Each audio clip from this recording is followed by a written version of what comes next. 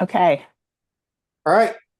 Uh, Good afternoon, everyone. Welcome to the Yolo County Fire Safe Council meeting for Wednesday, July 29th. First item on the agenda is after calling the meeting in order, is action item number 2, which is to approve the agenda, unless we have any other changes to it. So I'd be looking for a motion in a second. And Laddish will second. Okay, we have a motion and second to approve the agenda. All in favor, please say aye. Aye. Aye. Any opposed? Nay. All right, hearing none. That has passed. Action item number 3 is to approve the meeting minutes from June 24th, and that was sent out last Thursday by Tanya. So again, if there's any corrections or additions or discussion, please speak up. If not, I'll be looking for a motion in a second for to approve the minutes.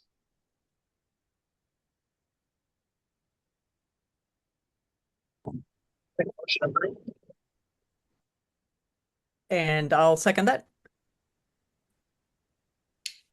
Okay, we have a motion and second to approve the minutes. All in favor, please say aye. Aye. Aye. Any opposed, nay. Hearing none, that's approved. Item number 4, any brief member announcements and news that won't get covered in the regular reports.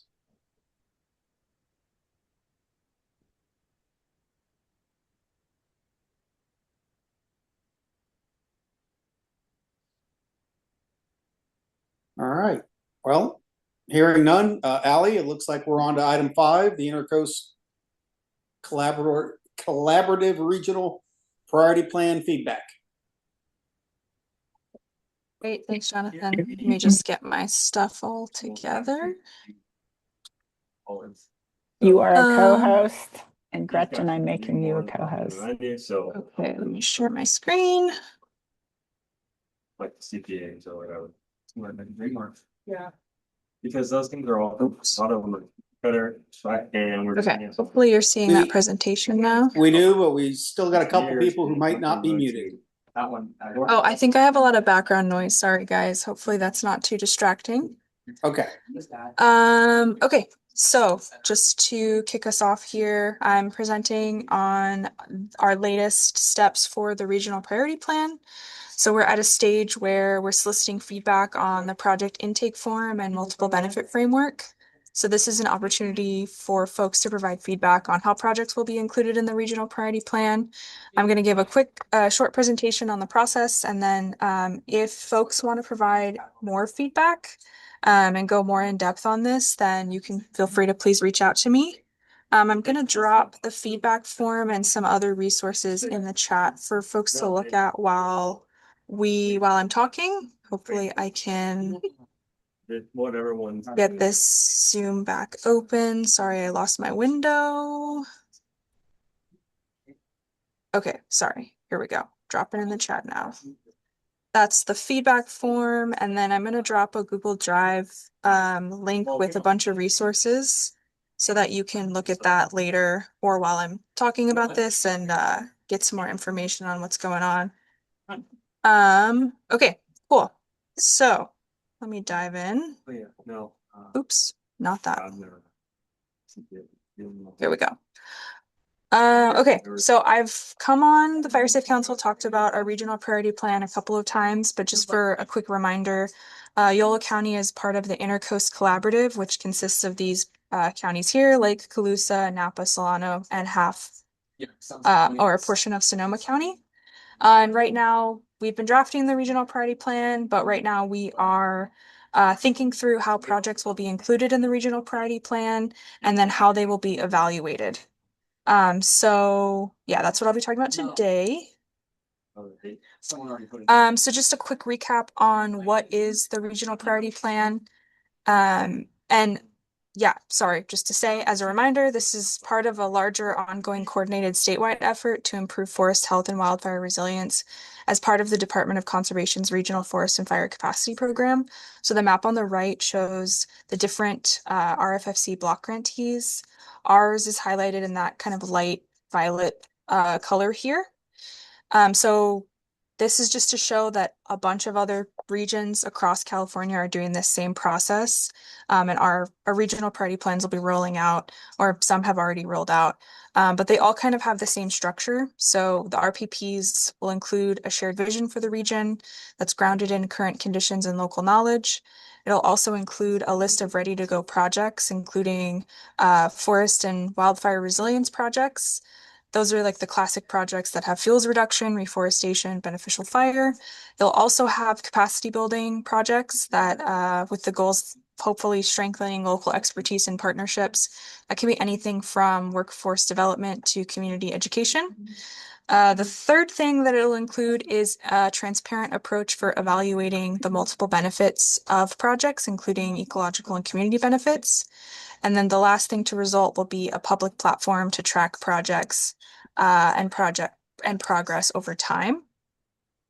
So this presentation is really about bullets 2 and 3 to talk about how project will be inputted into the regional priority plan, what folks will be required to fill out in order to get their projects into the RPP, and then how once those projects are included in the regional priority plan, how they'll be, quote unquote, evaluated for their multiple benefits. So a little bit more on how the regional priority plan's designed.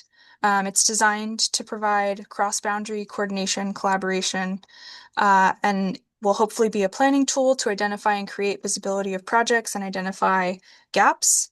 It's also a means to strengthen funding competitiveness by demonstrating regional alignment and project readiness. And then it's also a transparent way to describe and communicate multiple project benefits to our funders and to our communities. So how will projects in the regional priority plan be funded? So once your project is in the plan, that doesn't necessarily mean that you'll have funding available, but we're hoping that it'll at least increase competitiveness for grants. Projects included in the regional priority plan may be more competitive for local, state, and federal grant programs pursued by eligible organizations. And then there's also the possibility of regional and block grant funding. So their block grants or regional funding allocations may be awarded to the Intercoast Collaborative or other regional partners to support the implementation of projects included in the regional priority plan. There's also public and private financing opportunities that the Intercoast Collaborative or other regional partners may pursue in addition to public funding, private foundation funding, or pursuing other innovative financing mechanisms to support the implementation of regional priority projects. And then coordinated partnership investments. The regional priority plan can help agencies, tribes, nonprofits, local partners, or anyone in the plan coordinate funding requests, bundle projects, and align investments to increase implementation efficiency and regional impact. Going back to this regional block grant funding, we're already seeing some regional funding opportunities coming out. There's 2 grant programs that we have seen so far utilize regional priority plans, at least in the concepts. And that's the CAL FIRE, Wildfire, and Landscape Resilience Block Grant Program, which I mentioned in our last meeting. The Intercoast Collaborative submitted a concept proposal for that. So hopefully we'll progress in that process and we'll actually be able to use our regional priority plan when it's ready. And then the second regional funding example that we've seen is the Department of Conservation's RFFC program. They've released draft guidelines for Prop 4 funding, for the rollout of Prop 4 funding. And that funding will continue to support capacity and the maintenance of regional priority plans, but also will include a component for project implementation. So that hasn't fully been actionalized yet, but we're keeping that in mind, and that's another way that funding could move through the Intercoast Collaborative to fund projects included in the regional priority plan. So this is the process that we have been working on. We started this back in 2025. Right now we're here developing project criteria. Um, so we're really getting the purpose of this presentation is to make you aware of the regional priority plan and also give you time to provide feedback on the project intake process and our approach for multiple benefit evaluation. What's ahead, we'll be working on project solicitation and then building out that online platform. And we're hoping to complete this process by March 2027. So more to come on project solicitation and that online platform. This won't be the last you hear of the regional priority plan. So diving into project intake and multiple benefit evaluation, this is what it's going to look like. This is just a visual to conceptualize how this works. So first of all, it would be sourcing projects. So right now, we do have a list of projects that have been pulled from existing CWPPs. So right now we have 554 projects from 8 CWPPs across the Intercoast Collaborative region. And then, like I mentioned, there'll be an opportunity to solicit new projects that are not already included in a CWPP in the near future. But which would be here. New projects would need to fill out our project intake form, which if you're in that Google Drive, there's the draft of that intake form. It's got lots of questions. It would be an online form that project proponents would need to fill out during project solicitation periods. And when you're looking at the project intake form, I highly recommend you focus on the capacity building projects and on the ground projects and see the different categories that those projects that your project could potentially be classified under, just to make sure that, you know, those checked boxes have as many options as possible so that folks can fit their projects into that project intake form. And then once a project has been filled out, we would review those and review for completeness and reach out to the project proponent to see if we needed any more information or clarification. It would be included in the regional priority plan, and then it would be evaluated for multiple benefits, which is the second thing we're looking for feedback on. That's also can be found in the in that Google folder that I shared in chat. There's also a feedback form in there that has it has 4 questions for the intake process and a couple more questions for multiple benefits. We're basically just asking if you have a conceptualized project in your mind, if you can look at that project intake form and fit your project into the categories that are already defined, or if we need to expand it, or if it's confusing, or if we need to refine it. So that's the process generally. Here is the multiple benefit framework. So this is it's not necessarily that we're ranking projects, but we're really just evaluating them for the multiple benefits that they provide.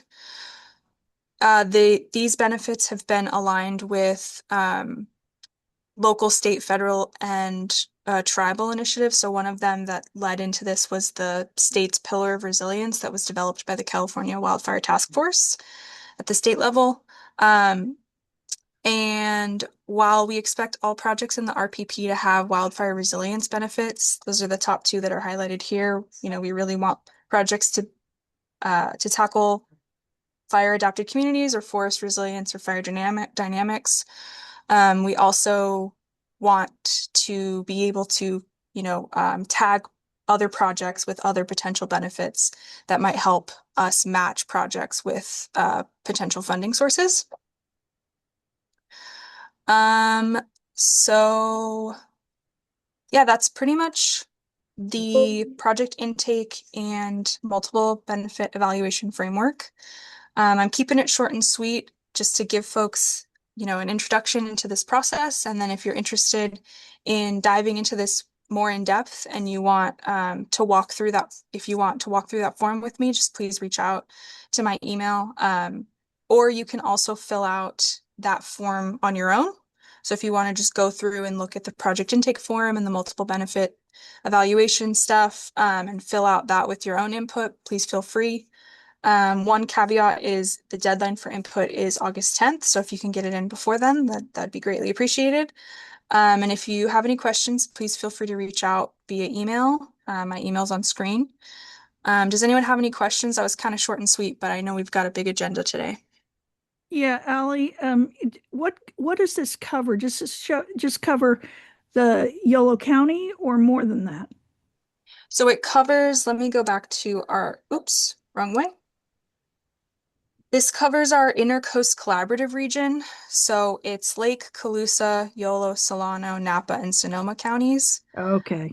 And we can include all sorts of projects, but we really want those like larger regional projects. So if it would be like a larger fuel break or a larger grazed area, or we're not looking for projects submitted to be tiny little defensible space projects or kind of niche projects. We want projects that really benefit the entire region and Got it. provide for regional cross collaboration. It doesn't mean that smaller projects can't be included, but they might end up getting lumped in as we look at what projects are in our neighboring counties and seeing where we can partner to make a larger impact to be more preferable to funders.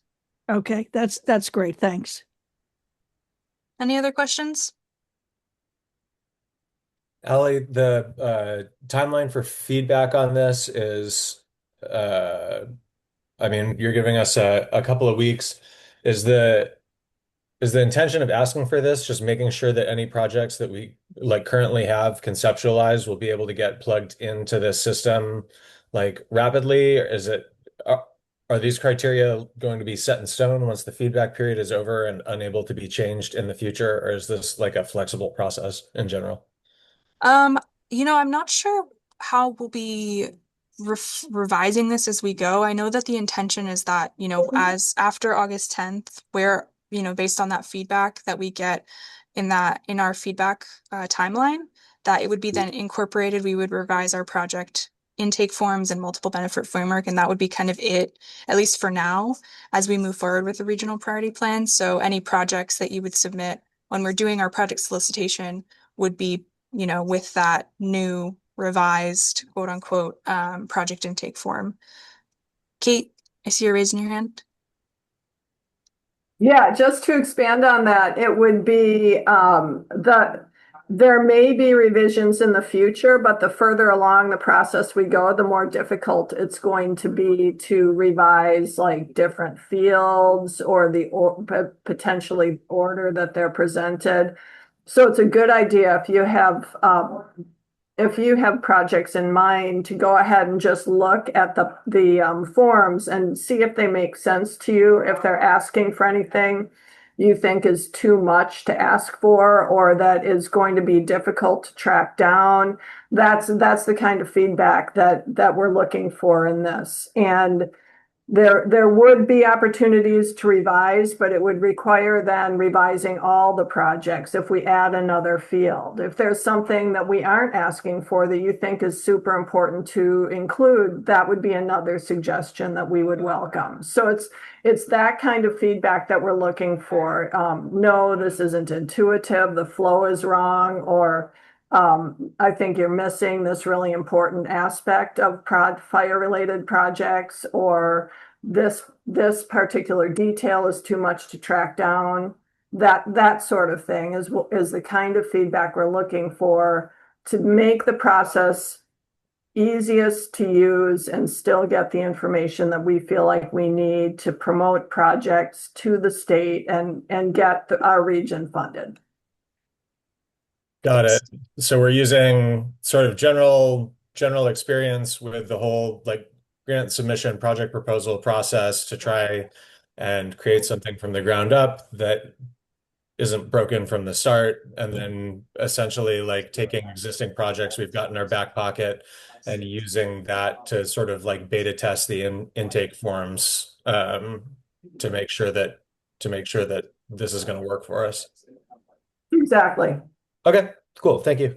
Thank you. Yep. And one thing I think I forgot to mention was Tanya has looked through the project intake form and provided her feedback, with with her county coordinator hat on. And, other counties are also taking this process to their groups and having their community organizations and their partners look through the project intake forum just to solicit feedback so that we do cast that wide net and make sure that projects can easily fit into that project intake form. And then another thing that I don't think has been mentioned in our regional priority plan outreach thus far, but I'll say here is that, RFFC block grantees, so Yolo County RCD is one of those, and our other lead partners in our other counties, they're on the hook to maintain this regional priority plan. So we'll be, continuing to push projects forward, and we'll be your point of contact if in the future you go to submit a project and you're just like banging your head against a wall and you can't get it to fit into that intake form. We'll be there to help, get those projects moved along and get them included in the regional priority plan however we can. Are there any other questions before I pass it off? I think it's time to pass it off. Okay. All right. Like I said, Thank yeah, you. please reach out if you have any questions. And if you want to dive into this a little bit more, I'd be happy to help get that feedback in. Thank you, Allie. Well, we will be hearing more about this as we go forward because it's a big thing. So I would like to introduce Gretchen James from Valley Vision, which is a nonprofit based in Sacramento that covers the Valley. I'm on the KP Valley Extreme Heat Planning Project along with Jesse, but Gretchen understands it way better than me, so I want to turn it over to her to let you guys all know about this plan and project. So Gretchen, take it away. Thank you, Tanya. Thanks for the time today. I know there is a mix in the room of people who are engaged with this project and also maybe some folks where this is our first time connecting. So I'll try to keep a reasonable amount of detail without getting too into the weeds. And of course, want you all to uplift any clarifying questions if I can help in that way. Is everyone seeing my presentation? Awesome. I never know when I'm on a laptop if things are working. So I'm here to talk about the KP Valley Extreme Heat Action Plan, which I am part of the team developing. I'll start with introducing myself for those who we haven't met yet. My name is Gretchen. I'm a project manager at Valley Vision, like Tanya mentioned, and I'm on our clean air and climate team. So I mostly work with projects that are focused about climate resilience within the Sacramento region. My email is here on the screen. Feel free to reach out at any time. I'll also show it up again at the end and plug it into the chat. But to give a brief overview of what I'll cover today, I'll provide an overview of what this project is, and then go into what we've done so far, which includes background research, different community and partner engagements, and now how we're actually building the action plan itself using a unique data approach. And then I'll wrap us up by letting you know where we are now and what we have coming up.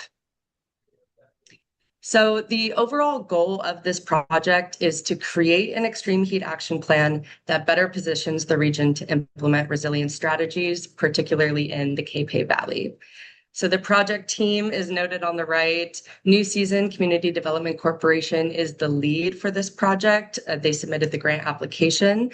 And our other project partners are Decloris Resource Center, who's been doing a wonderful job leading our community engagement. And then Valley Vision, who I'm representing today, leading the research, partner engagement, and development of the final plan. The methodology for getting to the plan itself includes research, like I mentioned, a gap analysis based off of our current knowledge and ecosystem, engagement with community members, and engagement with project partners, so the people who are there implementing programs and projects. The outcomes that are going to go into the document itself include a list of KP Valley assets, which I will go into more detail about what that means, and maps of location-based data that we're collecting. All of this will lead to the priority resilience strategies that are identified and action plans to make sure that we're getting those programs either implementation ready or better positioned to receive funding for implementation.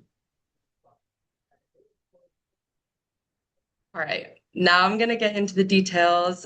Hope I'm not moving too fast for everyone. Want to be mindful of time. But the first step of this project was conducting the background research and gap analysis. So this involved looking at the years of efforts that have led to various local planning documents, including the county's climate action and adaptation plan, also looking at the community wildfire protection plan, hazard mitigation plan, just as some examples of the documents that we're reviewing. And also looking at previous community engagements, getting qualitative information about community priorities, actual rankings of climate strategies, and testimonials about how community members have experienced extreme heat. So we know that there has been years of engagement work around these topics done. So we want to build off of that information, adding local nuance and, furthering the readiness of programs for implementation. So that also involves an assessment of what current programs and activities exist, engaging with local implementers and collaborative groups like the Yolo County Regional Resilience Collaborative, and doing an assessment of what public resources are available and active programs like support programs. So like I mentioned, this is all about getting a clear understanding of what information is already known about extreme heat impacts in Capay Valley, an awareness of current efforts to build on, not reinvent, and then having a greater understanding of community experiences and priorities.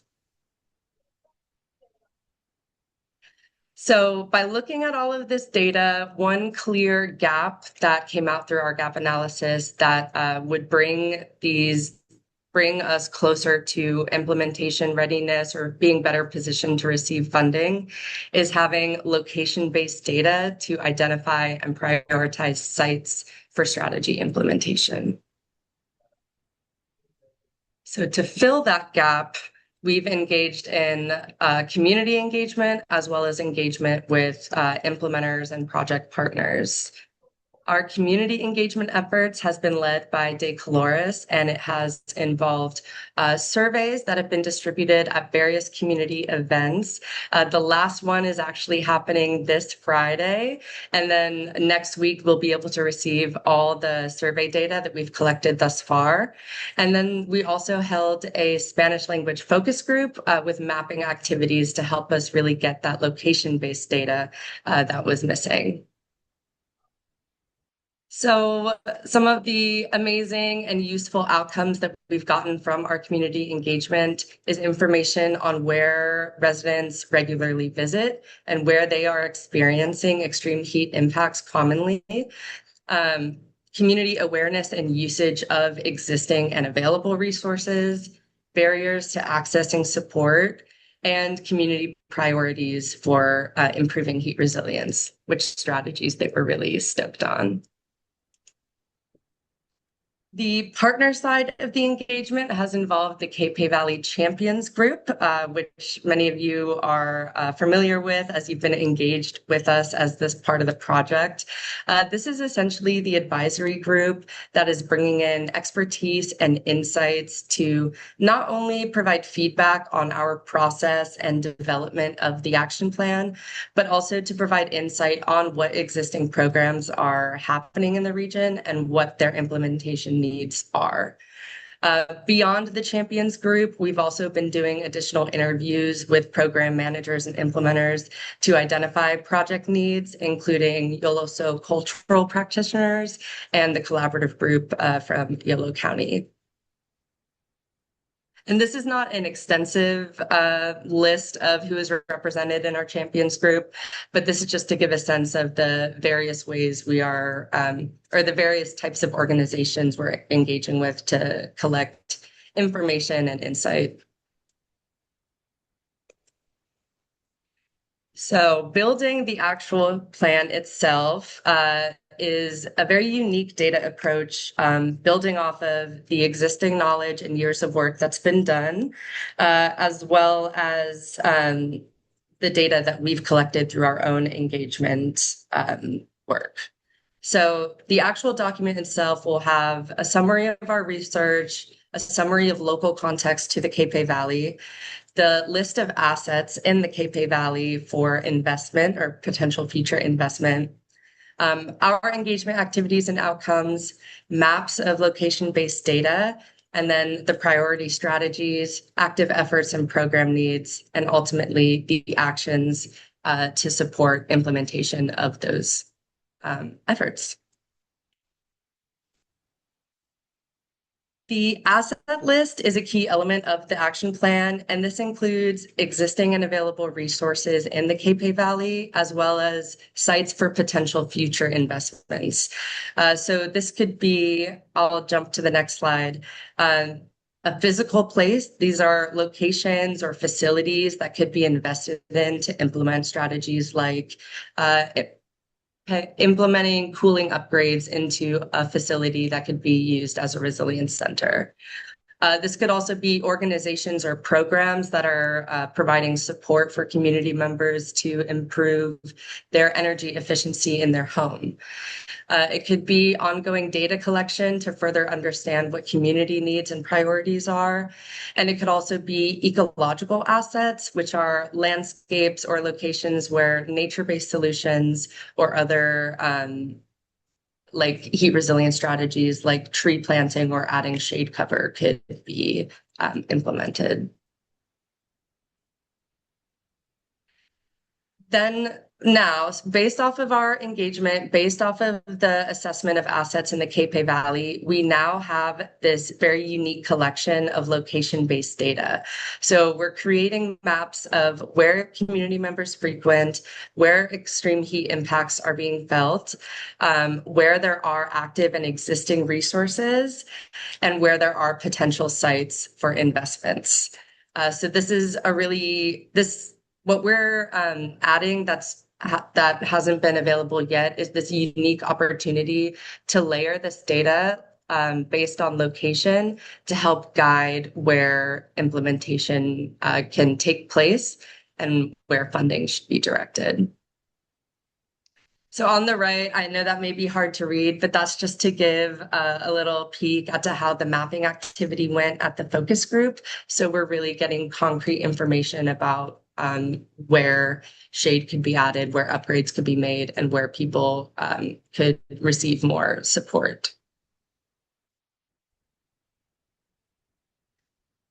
Based off of the community input and the existing efforts that are happening in the region, there are specific programs and projects within each of these categories, but this is to give a high-level overview of the types of activities that are being included as priority heat resilience strategies. So this includes outreach and education efforts, the addition of shade, whether it be built infrastructure or tree canopy, community resilience center upgrades, so adding cooling and facilitation or administration support, restoration and land stewardship practices, and then home energy efficiency support. So where we are now is building off of all this data that we're collecting, this unique ability to layer and analyze the information relative to each other. We're now building the actual actions to better position the region for implementation funding. So those potential actions could include the site identification support based off of the location data that we have, technical assistance, and then ongoing engagement, alignment, and participation with the county partners and project implementers in the region, and advocacy. So in October, looking ahead, October, we're going to have an open house. Once the date and location is solidified, I would love if I could distribute that information with this group because it will be a really celebratory opportunity to release the Extreme Heat Action Plan, along with also being an opportunity to share additional community resources that our partners have uplifted for heat resilience. So I believe I kind of zoomed through that. I hope it was appropriate amount of detail, both for those who are super familiar and in the weeds and those who are maybe first getting a glimpse of this project. I want to open up space for any questions, and if time doesn't allow for it today, you can also reach out to me via email. I think we have time for a few questions.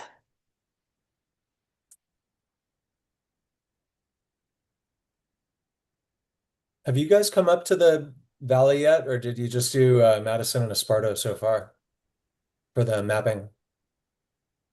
The mapping event included community members from throughout the Cape Valley, but the focus group was held in Esparto. But it also builds off of data that has been done throughout the county. So for the Climate Action and Adaptation Plan, there were events done in Dunnigan, Madison, Cape, Esparto. I think Dunnigan and Rumsey were grouped together. So we're not only using just the focus group and survey data that we're collecting here, but also building off of years of previous work too. Got it. Cool. Thank you. Kate? And Gretchen, I think this is such an important project. And I really appreciate you doing it and all the partners doing it and also you presenting about it today.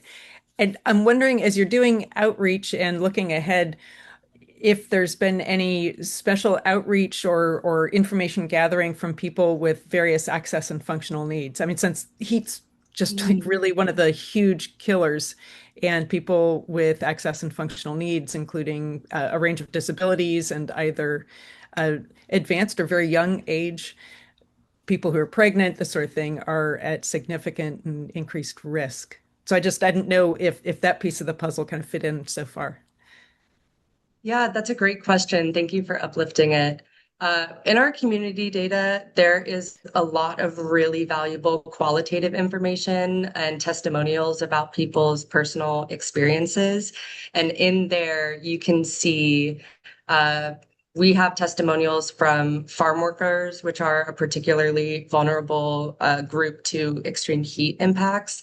And many of those testimonials account for elderly folks who are working on farms, having greater experiences of health impacts or physical impacts from being outside in extreme heat.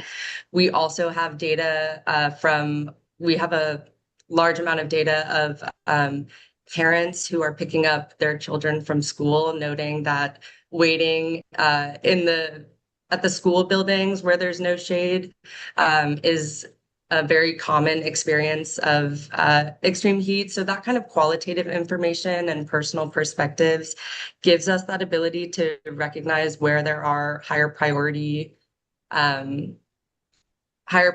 groups and places to focus on. Did that help answer your question? Yeah, it did. And I think the timing of you bringing this to us is particularly good. I mean, given that I think a bridge just today ran a piece on the repeated power outages in Yolo County and included quotes from Chief Capitanio. And certainly if you can't have AC when there's extreme heat, that really heightens the risk. So great. Yeah, Thanks. absolutely.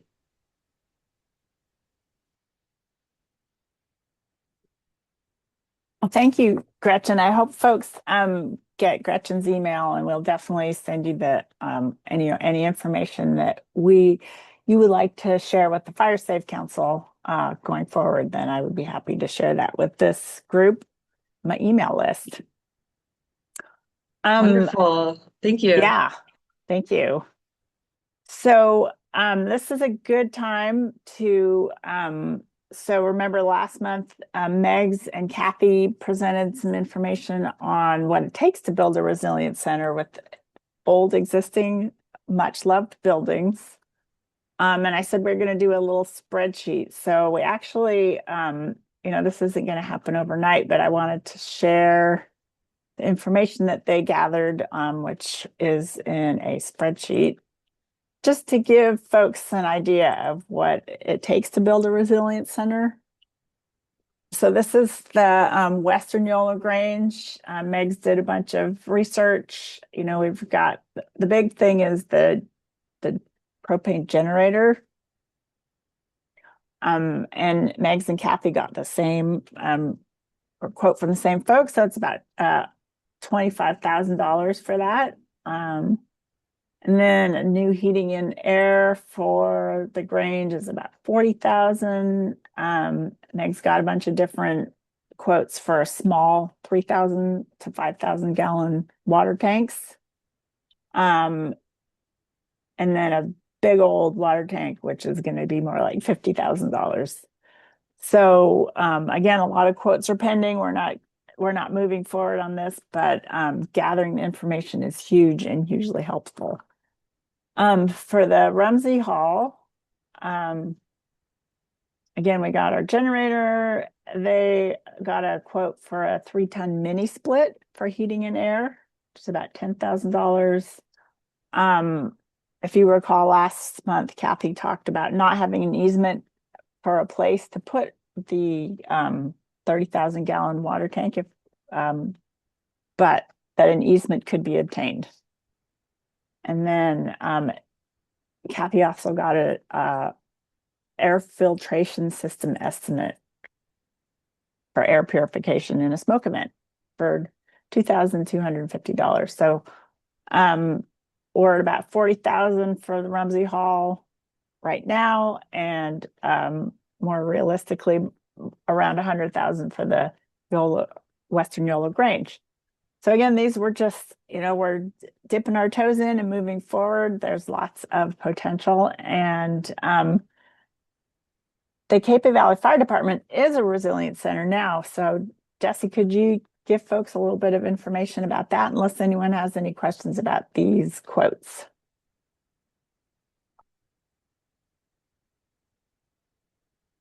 No questions? Yeah, as Kate mentioned a minute ago, we've been using our Resilience Center a lot lately. We have like 6 power outages in a 10-day period, and most of them are occurring during the hot part of the day. So opening up the fire station, which has more limited residential capacity than either of the 2 facilities, the Grange Hall or the Rumsey Hall. I think I max out at about 50 people here, and there are more like 150, I think, for each of those other buildings.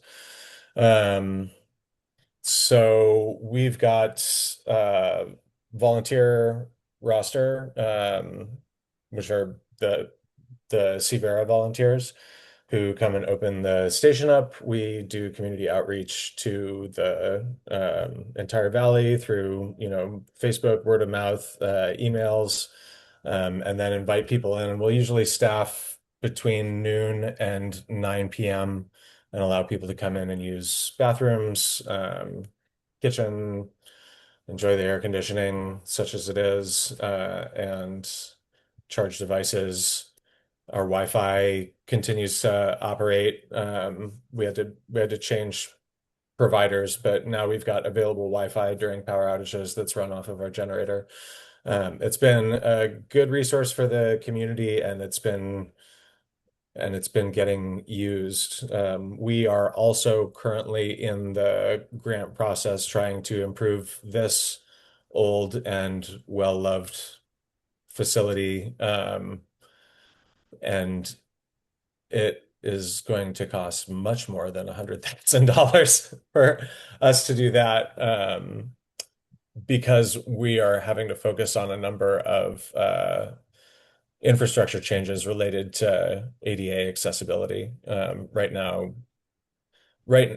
when we have people with mobility issues who want to use our facilities, I've only had to do it once, but I did have to do it once. We literally have to carry people in and out of the building and in and out of the bathroom because all of the walking surfaces are on different grades and there are no ramps leading from one area to the other.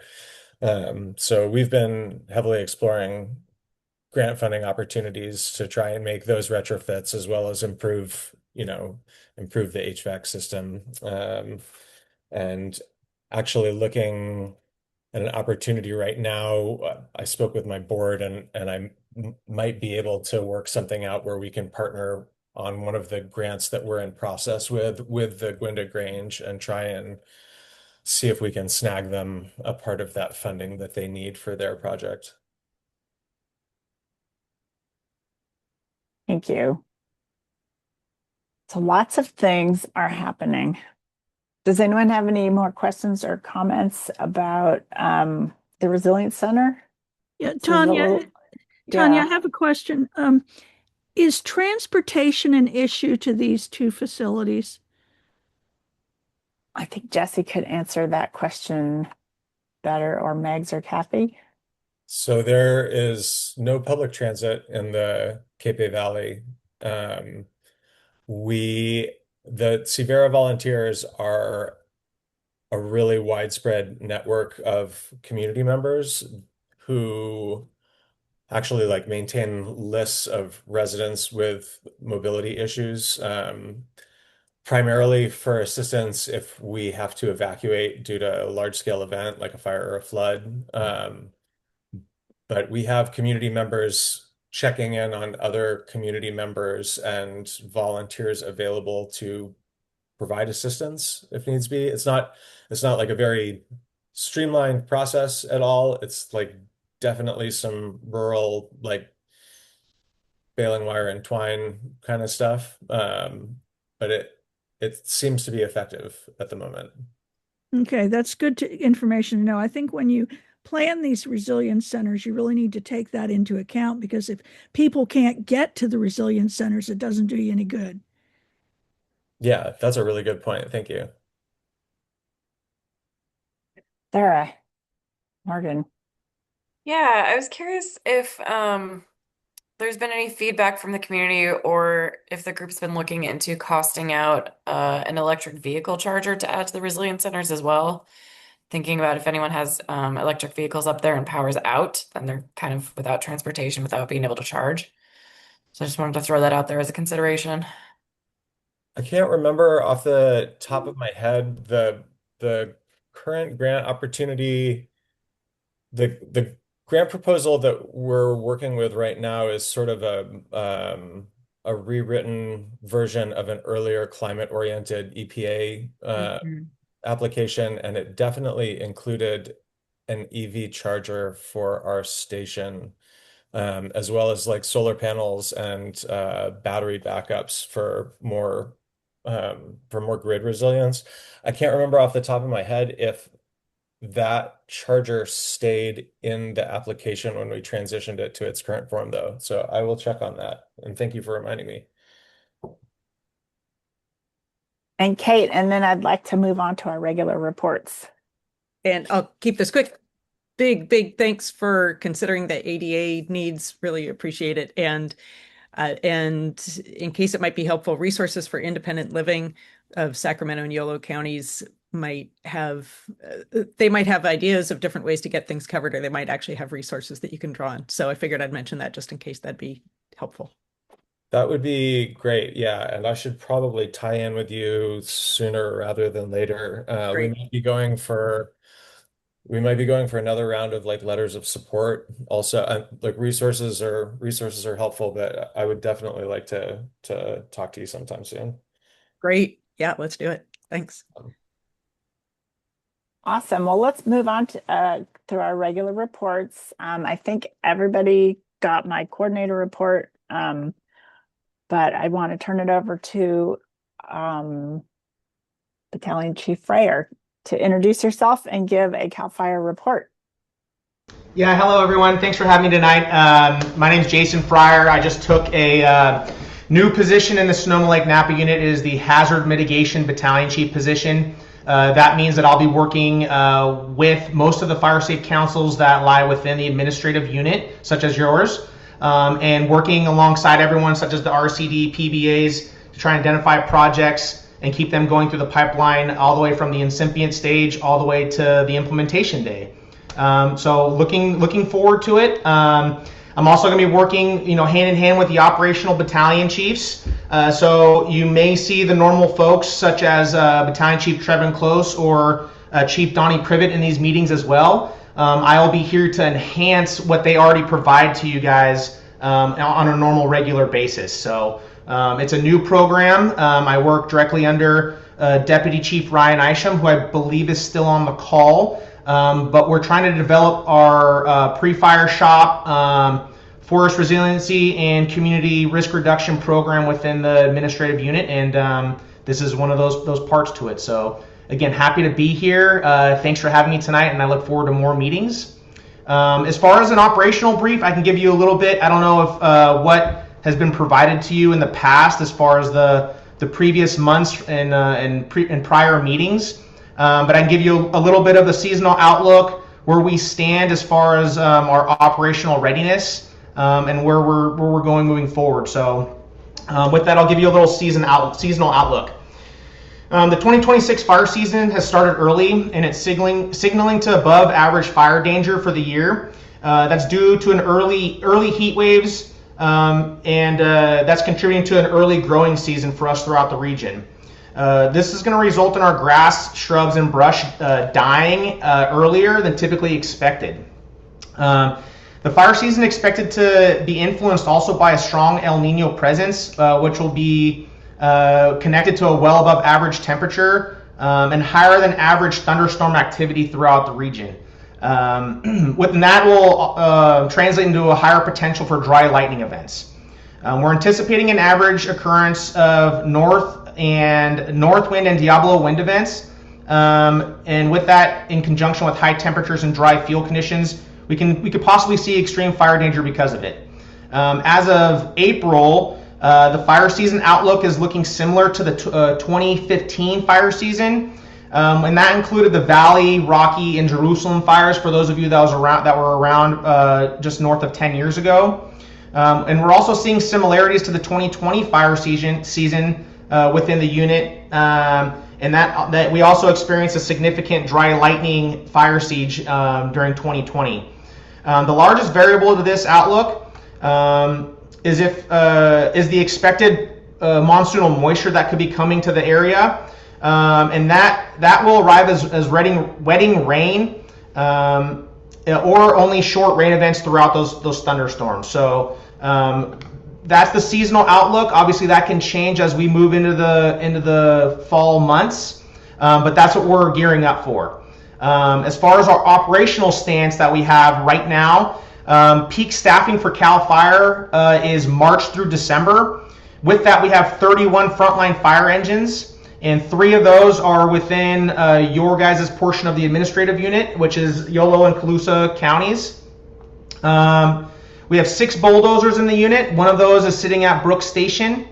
We have 9 hand crews. Those include 8 CDCR crews and 1 firefighter crew. The aviational resources that we have that are in the unit for initial attack resources, most of them are housed at Sonoma Air Attack Base. That includes 2 S-2T air tankers. We also have a C-130 that's parked there this season, and so that's a nice additive to the unit. We have 1 OV-10 air attack platform that provides aerial supervision for all those fixed wing and rotor wing assets.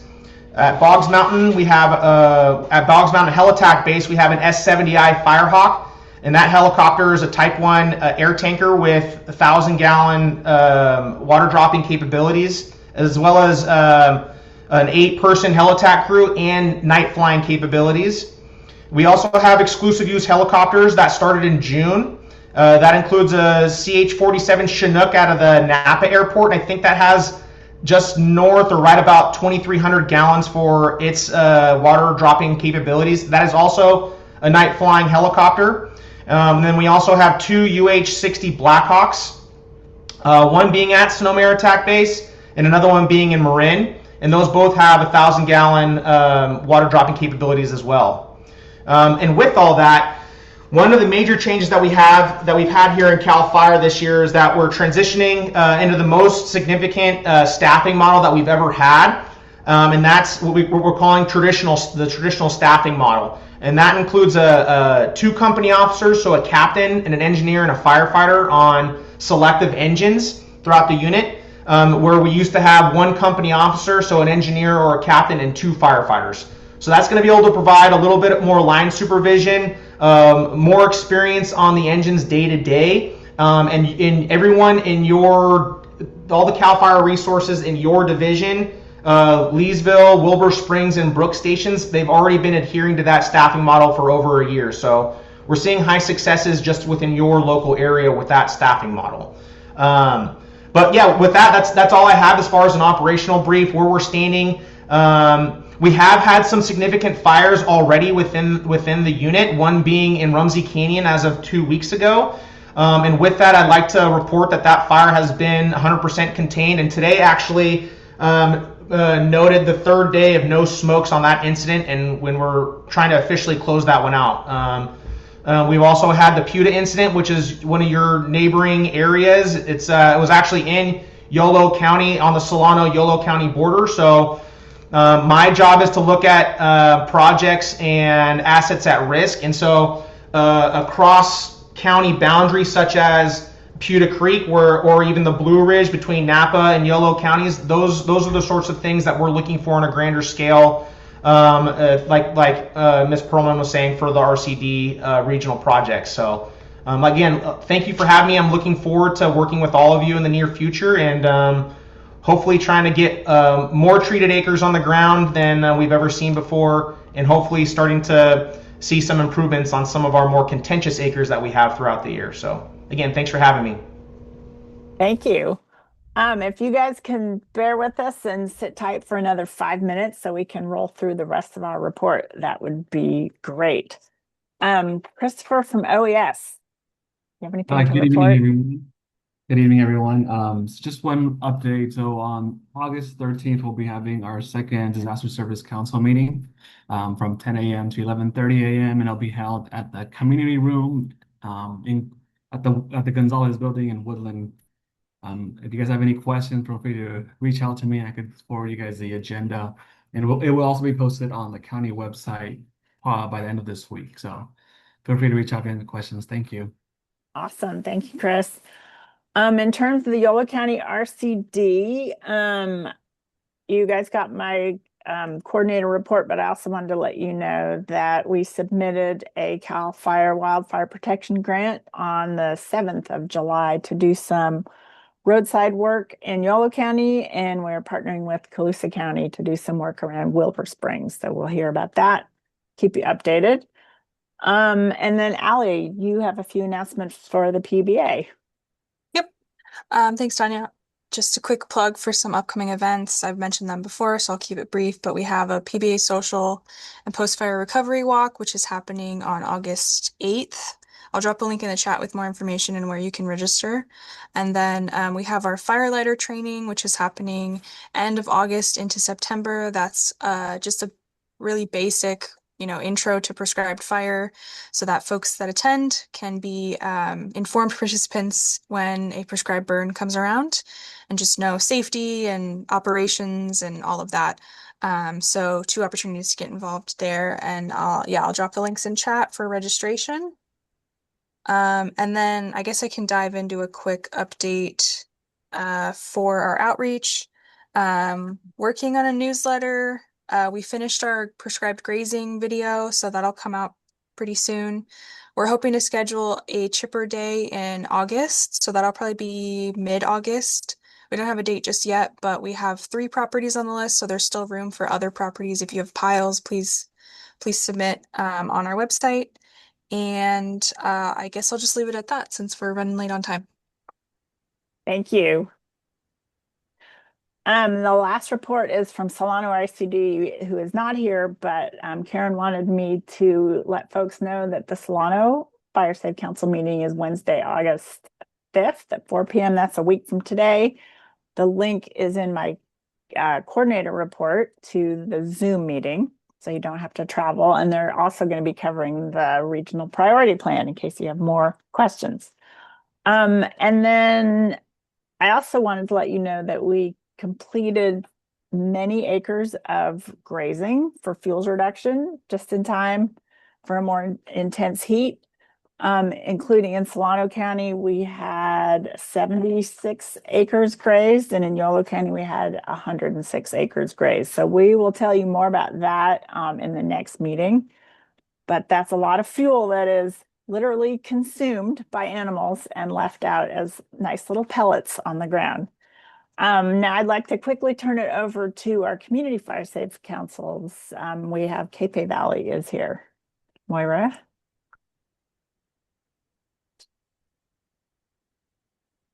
Sorry, it took me a second to unmute. Nothing to report.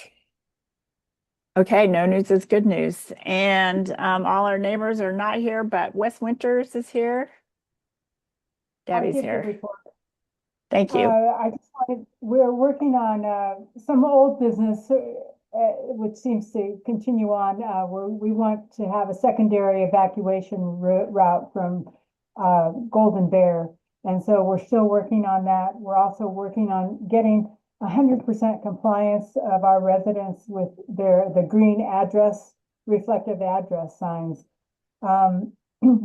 We're working through some of the action things that we need to do in order to maintain our Firewise designation.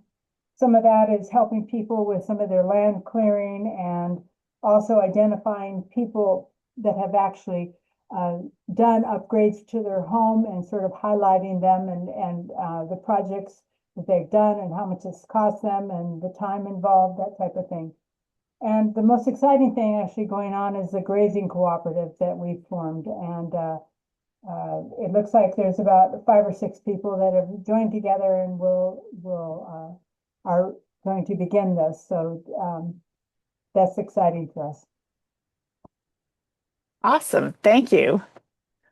What a lovely note to end on. So Jonathan, I'll turn it back over to you. Okay, well, we need to close the meeting and set the next meeting, which will be Wednesday, August 26th, since there's no option for a 5th Wednesday to discuss. So I'm looking for a motion in a second to close the meeting and set the next meeting. Laddish will move to adjourn this and meet as described in August. I thought I heard a second. Jack, second. Okay. Hearing for motion and second to adjourn the meeting. All in favor, please say aye. Aye. Aye. Aye. Aye. Any opposed? Nay. Thank you. Meeting is closed. We'll see you on August 22nd and look for the meeting packet about a week or a few days before, or yeah, a day or so after. So thank you.